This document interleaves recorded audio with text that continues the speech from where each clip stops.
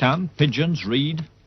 This one gives every indication, because he's been taught to distinguish between two words and to behave appropriately.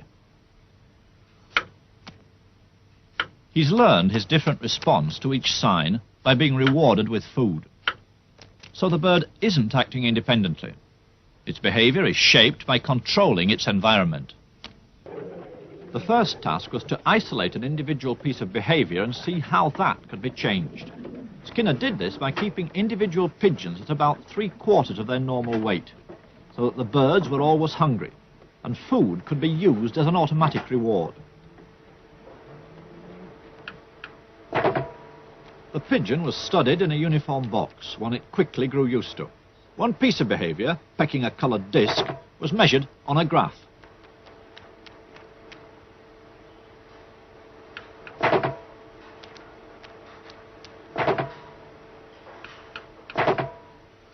The pigeon learned that pecking the disc produced a reward. Then the behavior of pecking could be studied in relation to how often that reward was offered, or in Skinner's terms, what was the schedule of reinforcement.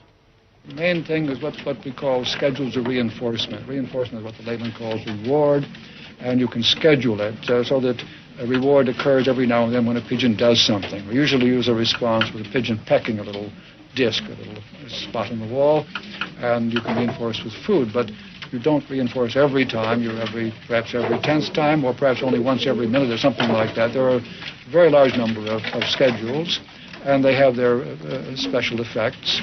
And there is a good example of how you can move from the pigeon to the human case, because one of the schedules which is very effective with rats or pigeons is what we call the variable ratio schedule, and that is at the heart of all gambling devices, and has the same effect.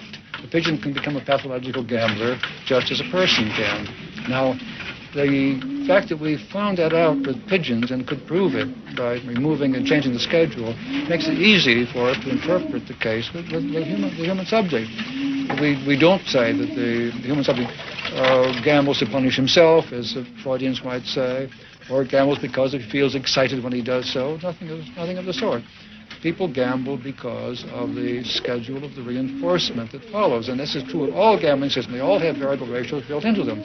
So what we've learned from the pigeon, it made it possible to interpret this vast field very effectively.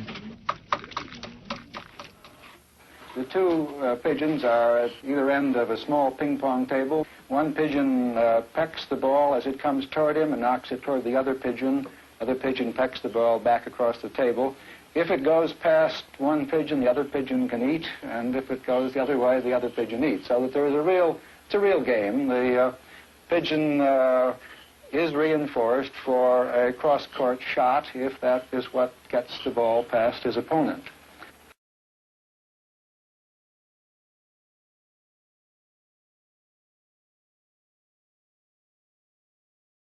A principios de los 40, Skinner comenzó a experimentar sobre una respuesta sencilla de un animal simple, una paloma picoteando un disco al que le seguía un reforzador, una bolita de comida o algo de agua.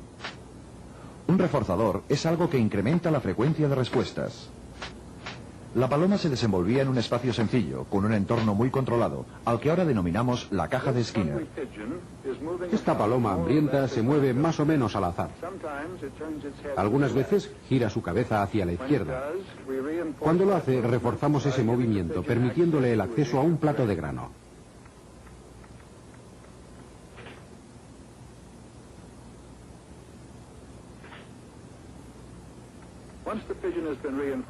Una vez hemos reforzado a la paloma para que realice un leve giro hacia la izquierda, podemos esperar reforzarla a que la gire un poco más lejos.